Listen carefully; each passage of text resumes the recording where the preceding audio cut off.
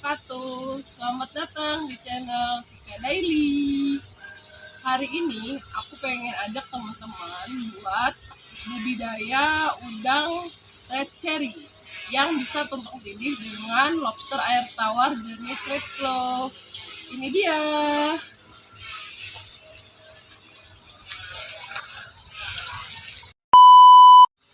Sebelum kita masuk ke pembicaraan kita tentang budidaya udang red cherry, saya ingin minta dukungan teman-teman dengan cara like, komen, dan subscribe. Dan jangan lupa aktifkan tombol lonceng notifikasi supaya dapat pemberitahuan pertama jika kami upload video. Yuk! Teman-teman, ini dia kolam lobster air tawar aku jenis red claw. Jadi di sini aku juga budidayakan udang red cherry.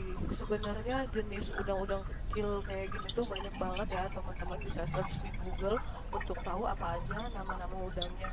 Tapi di sini aku cuma budidayakan satu jenis aja, yaitu red cherry. Sebenarnya budidaya udang red cherry ini tidak disengaja, karena awal mula aku tuh beli udang 10 pasang cuma buat hiasan akuarium aja. Tapi ternyata ikan-ikan yang ada di akuarium tuh nakal-nakal, jadi karena bingung mau taruh di mana, jadi aku taruh aja di kolam lobster. Kenapa sih aku pilih kolam lobster? Karena di kolam lobster itu aku kasih encing gondok itu ternyata bagus untuk udang red cherry karena akarnya tuh lebat dan bisa digunakan untuk persembunyian red cherry. Selain itu juga kolam lobster aku ini sudah banyak alga dan juga lumut-lumut yang bisa jadi sumber makanan red cherry. Dan balik lagi ke topik awal kita tentang budidaya red cherry. Selain kolam, teman-teman juga bisa menggunakan akuarium atau bak yang tidak terpakai untuk tempat pembudidayaannya. Dan untuk tanaman bisa disesuaikan. Selain menggunakan eceng gondok, teman-teman juga bisa pakai rotala atau hidrilla, tanaman air yang dia hidup di dalam air gitu ya, sebagai tempat untuk pegangan dan juga tempat untuk berlindung.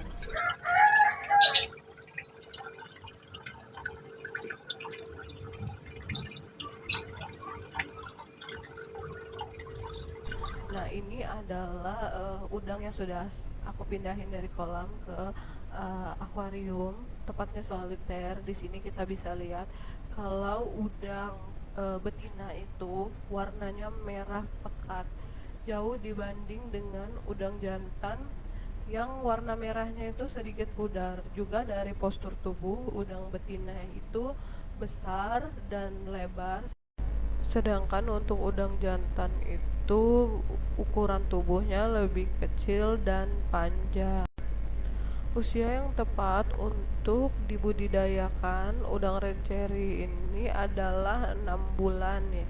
Lalu apa saja yang perlu kita persiapkan untuk pembudidayaan red cherry? Yaitu yang pertama adalah tempat. Kita siapkan tempatnya dan jangan lupa untuk memberikan tanaman dan juga matahari yang cukup. Bila di luar ruangan, bila di dalam ruangan, lampu. Kenapa kita perlukan cahaya gitu? Karena tumbuhan hidup itu memerlukan cahaya untuk menjaga tumbuhan tetap hidup dengan baik. Selain itu juga tanaman itu juga berfungsi untuk mereduce amoniak dari udang red cherry. Nah, udang red cherry yang telah kita masukkan ke dalam tempat yang sudah kita siapkan itu kita biarkan saja untuk melakukan pemijahan secara alami. Lalu kemudian bisa kita beri makan berupa pelet yang mudah tenggelam atau sayur-sayuran yang direbus, misalkan kubis, timun, itu udang red cherry suka.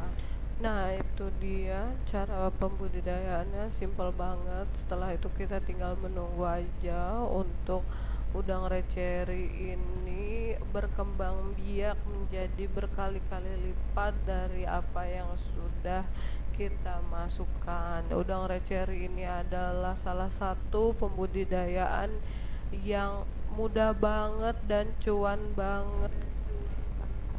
Nah, itu dia budidaya udang red cherry aku yang gak disengaja Buat teman-teman yang mau tanya-tanya lebih lanjut tentang budidaya receri yang belum dimengerti dari video yang aku sampaikan, bisa tanya di kolom komentar ya.